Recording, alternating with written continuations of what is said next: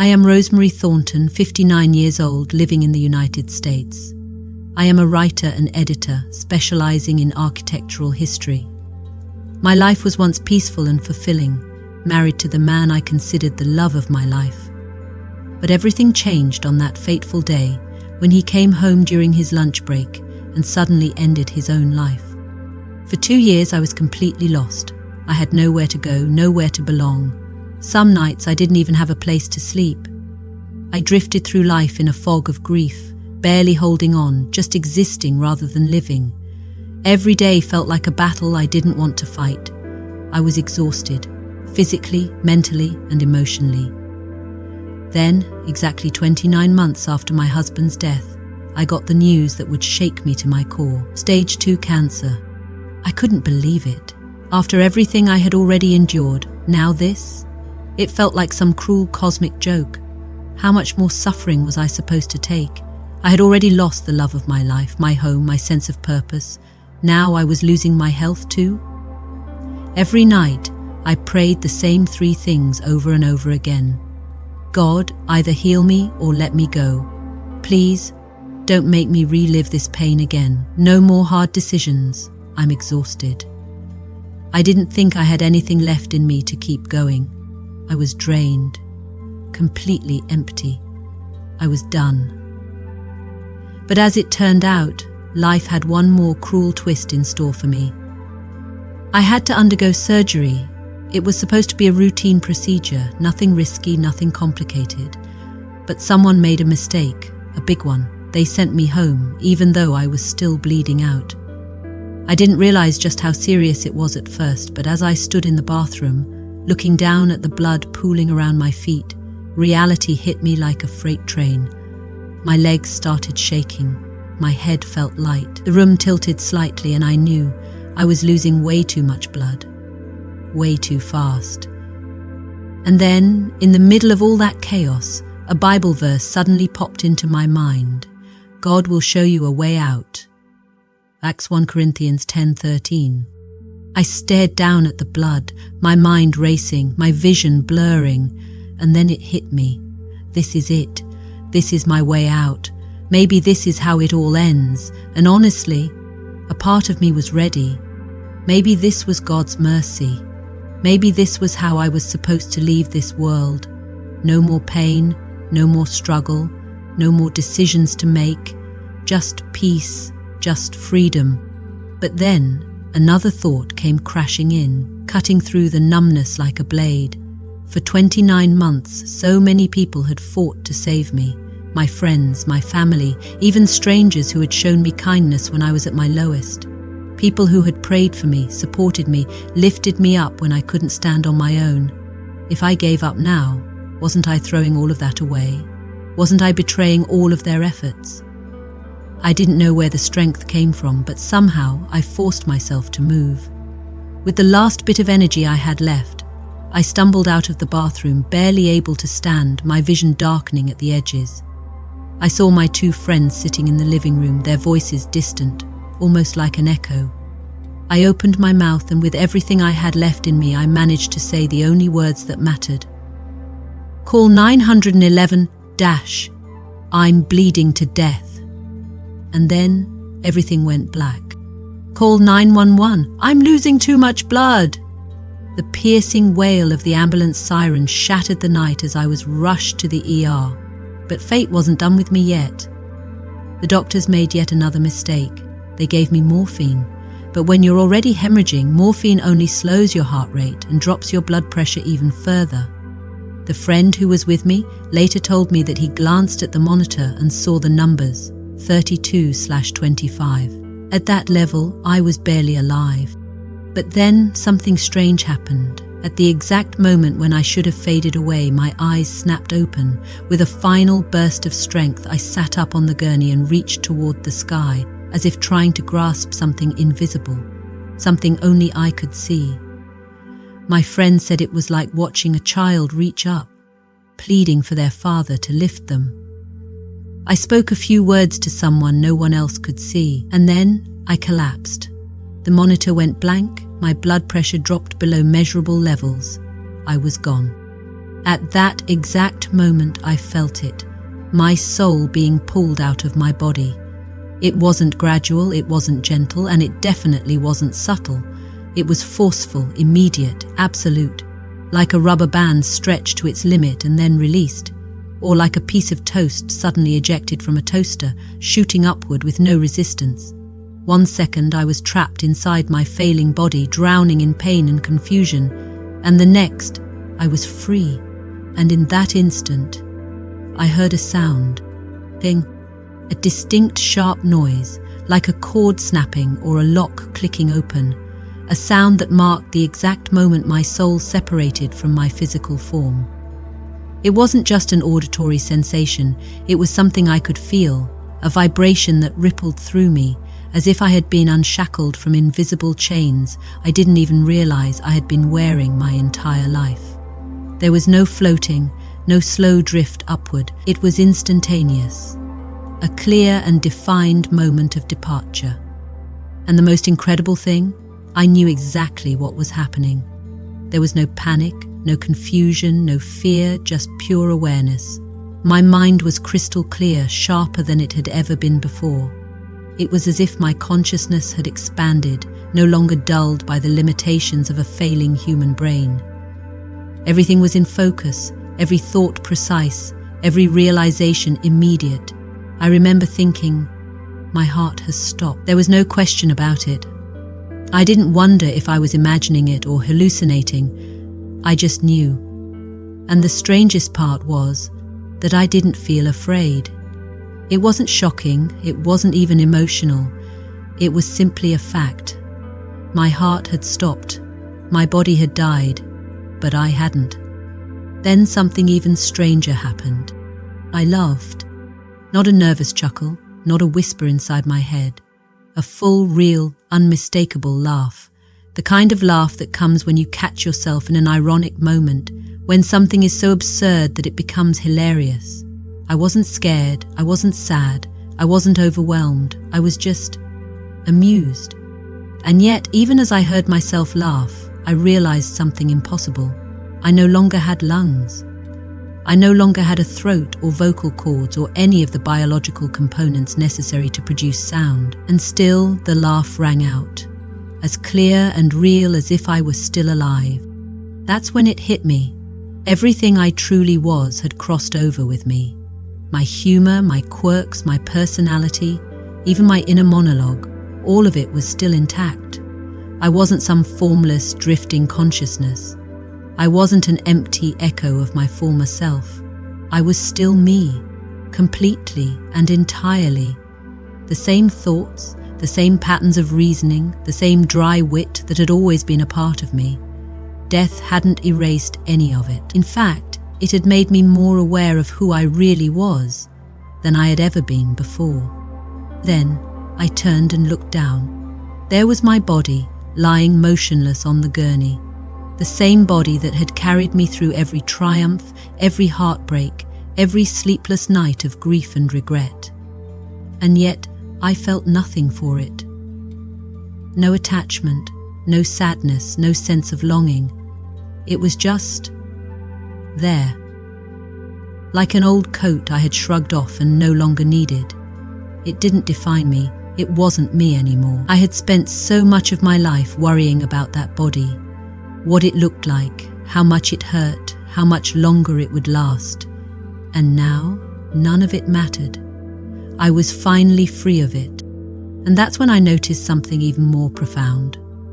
All the pain I had carried for so long, the weight of grief, the suffocating regret, the relentless anxiety, the years of self-doubt and fear, it was all gone, completely, entirely, permanently gone. I had lived for so many years under the crushing heaviness of loss and despair, feeling as though I were dragging around a boulder that no one else could see. And yet, in this moment, it was as if I had never carried it at all. I was light. I was free. And for the first time in my existence, I understood what true peace felt like. I had spent my whole life wondering what I would be like without the burdens I had always carried. What kind of person would I be if I wasn't constantly weighed down by sorrow and fear, if I wasn't shackled by worry or guilt or the need to make sense of the senseless. Now, I finally had my answer. I was still me, but without the weight of the world pressing down on me, without the pain and the pressure that had defined my existence for so long. I had always thought those struggles were part of who I was, but in reality, they had only been things I had carried. Now that they were gone, I was finally able to see myself clearly. I was free. I was lighter than I had ever been. I was finally, truly at peace. I was floating in complete darkness, but it wasn't the kind of darkness that felt cold or empty. It wasn't terrifying or lonely. It wasn't the kind of darkness that made you feel lost. No, this darkness was alive.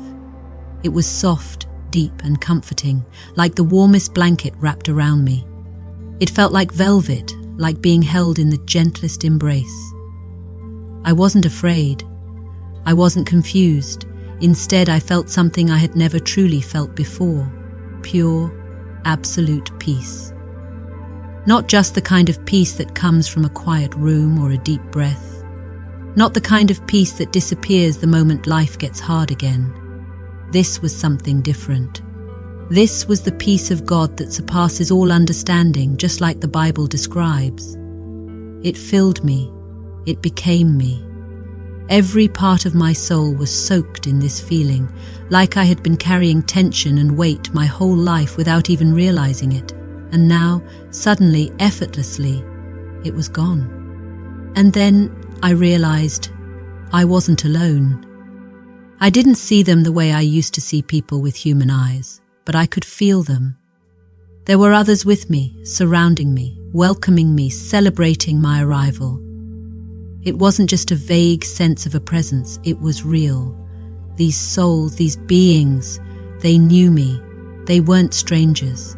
They had been waiting for me. And they were so happy to see me. There was no interrogation, no list of my past mistakes, no questions about whether I had been good enough, done enough, believed enough. None of that. There was only love. A love so strong, so all-encompassing, so overwhelming, that it instantly shattered every insecurity, every doubt, every fear I had ever carried. I didn't have to explain myself. I didn't have to apologize for anything. They already knew me, the real me, and they loved me exactly as I was. If I had to put that feeling into just 3 words, it would be, "Welcome home, dear one." And I felt it. Deep in my soul, deeper than anything I had ever known, a welcome that wasn't just words, it was a feeling, an energy, a knowing. It was like stepping off a long, exhausting journey and finally walking through the front door of a place you had never been, yet somehow always belonged to. It was like realizing that every ache, every emptiness, every longing I had ever felt in my life was because this was the place I had been missing. For as long as I could remember, I had felt like an outsider. I was always the one standing at the edge looking in. Even in a room full of people, I had felt alone. Even in moments of joy, there was always something inside me that felt separate, like I was never truly part of it, like I was never meant to be. But now, that feeling was gone. I had found my place. I had found my people. I had found my home. And for the first time, I understood something that had eluded me my entire life. I didn't have to prove anything. I didn't have to earn love. I didn't have to fight to be accepted. I already was. I always had been. I just hadn't known it. This was the love I had been searching for, not the conditional love of the world, where you have to be good enough, do enough, achieve enough just to be considered worthy.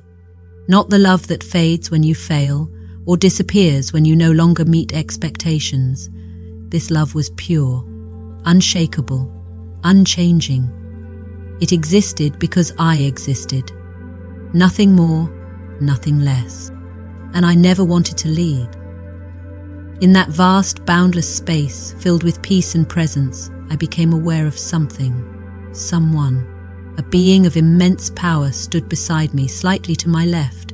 I couldn't see it the way I once saw things on Earth, with physical eyes and limited perception. But I knew it was there. Its presence was overwhelming, yet not in a way that was frightening. It was vast, towering, immeasurable, and yet so familiar, so comforting, so deeply known to me that I didn't feel the need to run or question. Instead, I felt drawn to it, as if I had always known it was there, as if some part of me had always been aware of its presence, but had been unable to perceive it until now. This being radiated an authority unlike anything I had ever encountered. Not the kind of authority that demands submission, but the kind that simply is. It was undeniable, unshakable, woven into the very essence of existence itself. There was no doubt, no need for explanation. This was the source, the origin, the beginning of everything. But beyond the sheer magnitude of its power, there was something even greater, something even more overwhelming. Love, a love that wasn't just felt. It surrounded me, consumed me, filled every empty space within me. It wasn't like the love we experience on earth, which so often comes with conditions, expectations, or limitations. This love was absolute, pure, infinite. It had no boundaries, no if or when. It simply was, and in that moment I knew that I had never in my entire life felt anything even remotely close to the depth and intensity of this love. I turned my head instinctively, though I no longer had a physical body, and without hesitation I asked, "Who are you?"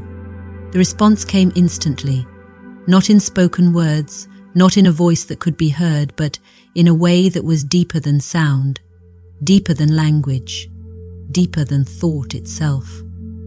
It wasn't just an answer, it was a direct infusion of knowledge, poured into me so completely that I didn't just understand it, I became it.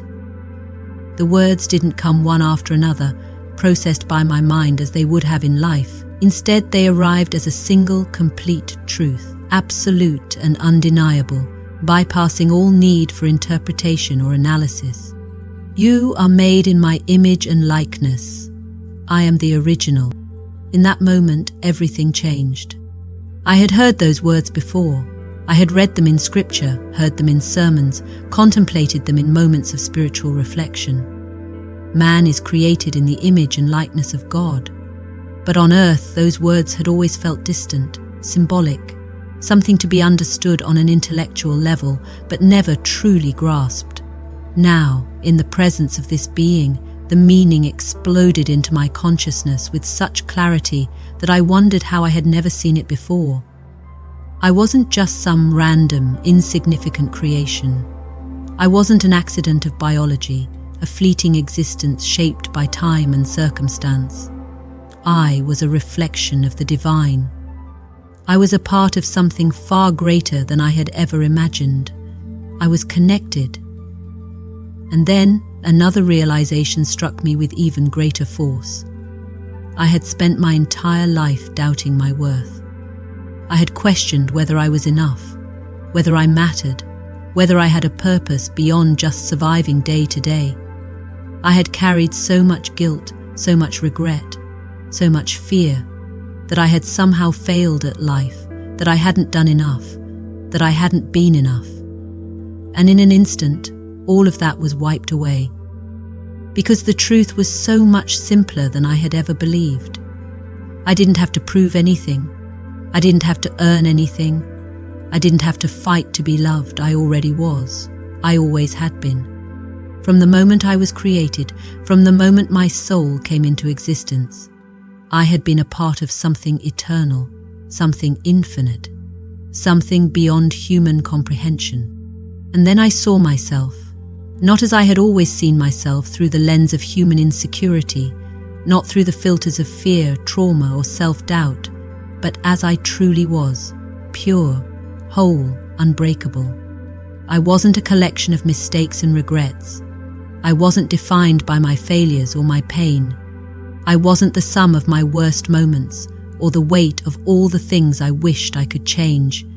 I was so much more. I had never been separate. I had never been alone. I had never been lost. I had never been forgotten. I had always belonged.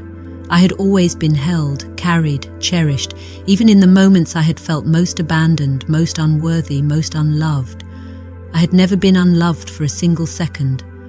The love of this being had always been there, surrounding me, reaching for me, waiting for me to remember. And now, I did. I had always belonged to something greater. I had always been part of the divine. I was not just a creation, I was a reflection of the Creator. I wasn't just made by God, I was made of God. And in that moment, I understood something I had spent my entire life searching for. I was never meant to be anything less than extraordinary. Suddenly, I was no longer floating in the peaceful darkness. Instead, I found myself standing in a vast, luminous space, unlike anything I had ever seen before. It wasn't just bright, it was light. The walls, the floor, the air itself seemed to radiate a pure, living glow, not from any visible source, but as if the very fabric of this place was made of light. It wasn't harsh or blinding, but soft, warm and alive, pulsing gently like a heartbeat. There were no shadows, no edges, no corners, only a smooth, infinite expanse of white stretching beyond what my mind could comprehend. And in front of me, standing tall, silent and undeniable, was the door. I didn't need anyone to tell me what it was or where it led. Somehow I already knew. This was the threshold. This was the moment. If I stepped through that door, I would never return. The weight of earthly suffering, the grief, the pain, the burden of every struggle I had ever endured, it would all be gone. Beyond that door, there was only freedom. No more sickness, no more cancer, no more aching sadness dragging behind me like a heavy chain. Just peace, just release. I would finally be home. A deep sense of relief washed over me, more profound than anything I had ever felt before. This was it, the end of my long, weary road. I could finally let go. My soul felt lighter, as if all the suffering I had carried for so long was dissolving, melting away into the radiant warmth of this place. There was nothing to fear, nothing left to fight against. I had done all I could in the life I had left behind, and now it was time to move on. I reached forward, lifting my hand to push open the door, my fingers barely grazing the surface. And then, just as I was about to step through, something changed. A vision appeared before me, not of my past, not of my life flashing before my eyes, but of someone else. I saw a nurse. She wasn't in this glowing white expanse. She wasn't part of this divine place. She was back in the hospital, back in the physical world I had already started to leave behind. I recognized her instantly, the last person who had spoken to me before I lost consciousness, the one who had held my hand in those final moments when I had been slipping away, and now she was weeping. She was sitting alone in a dimly lit supply room, her body hunched over, her head buried in her hands, her shoulders trembling as sobs racked through her. There was so much pain radiating from her, so much sorrow, that I could feel it pressing against my soul like a heavy weight. It wasn't just sadness, it was devastation. The kind of heartbreak that leaves a permanent scar. And as I watched, I heard her voice raw with grief, broken with guilt, choking on every word. I promised her she wouldn't die, but I lost her. I lost her. The words cut through me like a blade, and in that instant something inside me shifted. I didn't just hear her pain, I felt it. It crashed over me in a wave so powerful, so consuming, that it nearly stole away the peace I had just been immersed in. I knew this pain. I had lived with it, drowned in it. Let it break me over and over again in the wake of my husband's death. I knew what it felt like to hold on to someone and still lose them, to beg for a different outcome and be left with nothing but silence. I knew what it was like to replay every last moment, every last word, wondering what I could have done differently. And now this woman, this nurse, would have to carry that same pain because of me.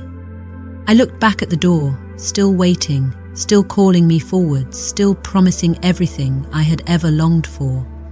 But I couldn't move. Because if I stepped through, if I left, This woman would live the rest of her life with the same unbearable weight I had carried for so long. I couldn't do it. I couldn't let her suffer like I had suffered. I couldn't let her wake up every morning with that hollow ache in her chest, that heavy, unshakable grief pressing down on her, that crushing regret whispering, "What if?" over and over again in her mind. I knew that pain too well. I had barely survived it myself, and if there was even the slightest chance that I could spare her from it, even just a little bit, then I had to try. I took one last look at the door, feeling every ounce of peace, every bit of relief I was about to leave behind. My heart ached at the thought of walking away from it, from the freedom, from the light, from the home I had been searching for all my life. But I knew it wasn't time. Not yet.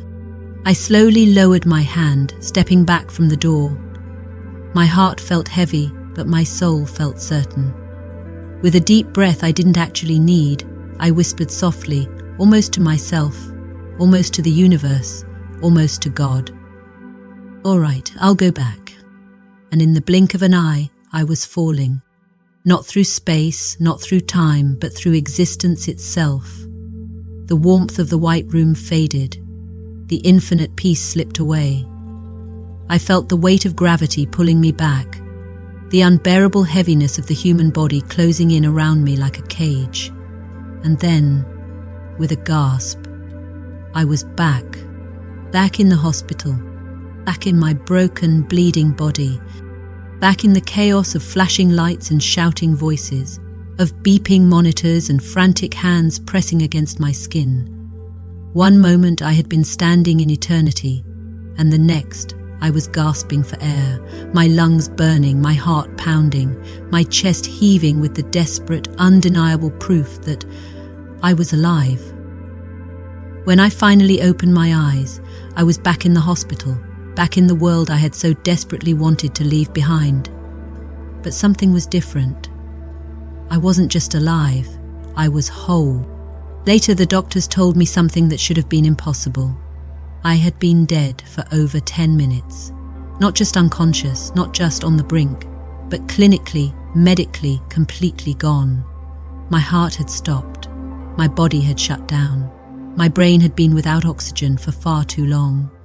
Long enough that I should have suffered severe brain damage, if not been left in a vegetative state. And yet, when they ran their tests, when they checked my vitals, when they looked for the inevitable consequences of my death, they found nothing. No brain damage, no cognitive impairment, no neurological issues of any kind. I was completely, entirely fine. And that wasn't even the most miraculous part. During the resuscitation process, the doctors believed I had suffered a heart attack. It made sense. After all, my blood pressure had plummeted, my pulse had disappeared, and my body had gone completely limp.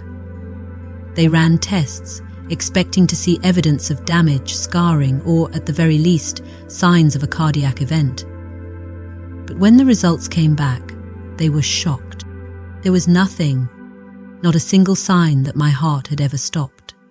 No damage, no abnormalities, nothing to indicate that I had just gone through what should have been a fatal experience.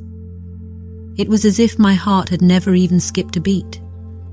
And then came the biggest miracle of all, the reason I had been in the hospital in the first place. The battle I had been fighting for months.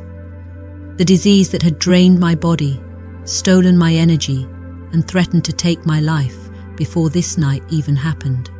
The cancer was gone, completely. Not in remission, not shrinking, not reduced. Gone. The scans showed nothing. The blood work came back normal.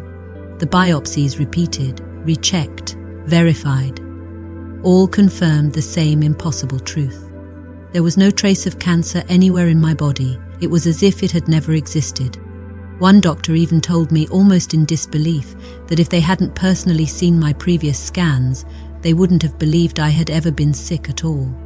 There were no scars, no signs of tumors, no damaged tissue, nothing. Every inch of my body was healthy, vibrant, untouched by the disease that had once threatened to take everything from me. I had come back from death, and I had come back healed. After coming back from my near-death experience, I knew one thing for certain.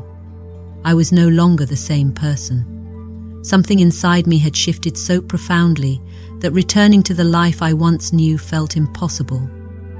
The things that used to consume me, worries, expectations, the constant pursuit of security, control, and stability, suddenly felt small, insignificant, as if they belonged to a different version of me, one who no longer existed. I had seen something greater.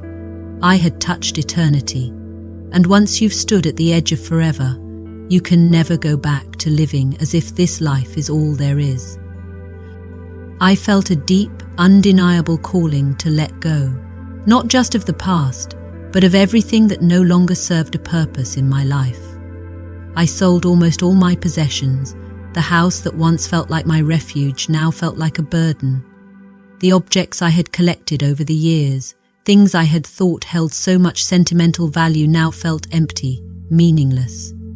None of them had followed me into the other side. None of them had mattered in the place beyond.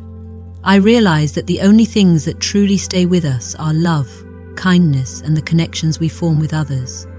Everything else is temporary. Everything else fades. And so I walked away. I left behind the world I had built for myself and moved to the heart of the Midwest, to a quiet place surrounded by miles and miles of cornfields. Some people didn't understand why I would choose such a simple life after everything I had been through. But to me, it wasn't just about escaping. It was about starting over.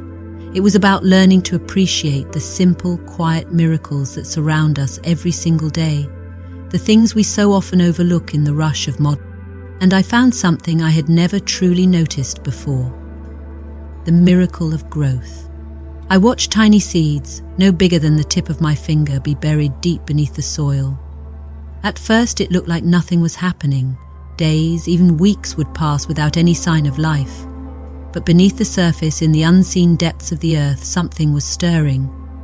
The seeds were breaking open, roots were forming, life was pushing forward in a silent, unseen battle to reach the light. And then one day, a tiny green sprout would break through the soil, reaching toward the sky. And I realized I was just like that seed. For so long I had felt like I had been buried by life, by suffering, by loss. I had felt as if the darkness would never end, as if I had been cast into a place where no light could reach me. But now I understood. I had never been buried. I had been planted. And just like those tiny seeds, I had been breaking open, growing in ways I could not yet see, preparing for a new beginning. But my purpose wasn't just to find peace for myself. It was to share this story. Because somewhere out there, someone is feeling exactly how I once felt. Lost, broken, hopeless. Someone is carrying the weight of grief so heavy that they don't know how much longer they can bear it. Someone is standing in the middle of their own darkness, wondering if there is any light left at all. And I need them to know you are not alone. Not in your pain, not in your struggles, not in the moments when you feel forgotten or unloved. You are seen, you are known, you are cherished, more than you can possibly imagine. There is a love beyond this world, a love that existed before you were even born and will continue long after your last breath. And even in your darkest moments, even when you feel like you are utterly alone, you are not.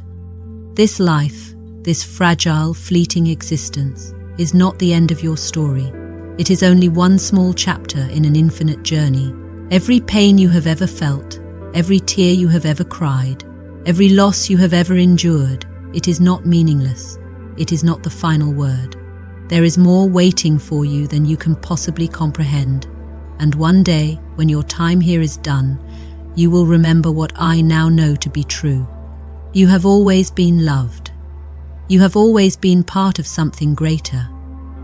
You have always been destined for eternity. And now I ask you, what do you believe? Do you believe that this life is just a small part of something far bigger? That your soul is eternal, that your existence extends beyond what you can see and touch? If this story has touched you, if something inside you is stirring, if deep down you have always felt that there is more, then share this message. Help spread the truth that we are never, ever alone, that love is stronger than death, that hope is never lost. And if you want to hear more stories like this, don't forget to subscribe and turn on notifications, because there are so many more incredible journeys waiting to be told. And who knows, maybe one day yours will be one of them.